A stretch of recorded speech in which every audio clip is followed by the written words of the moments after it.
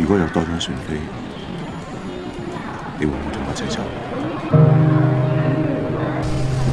每天你都有機會跟別人擦身而過，你也許對他一無所知，不過也許有一天，他會變成你的朋友，或者是知己。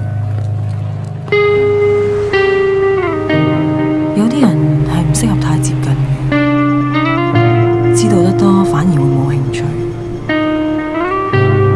我係一個好實際嘅人，我識得點樣令自己更加快樂。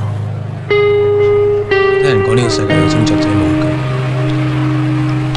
只可以一直咁飛啊飛，飛到攰嗰陣就喺啲風入邊瞓覺。呢種雀仔一世只可以落地一次，好似就係佢死嘅時候。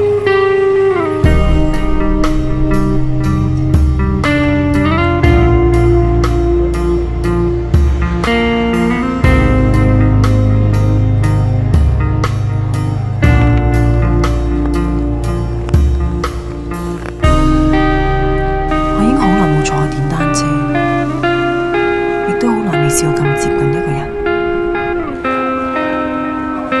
我知條路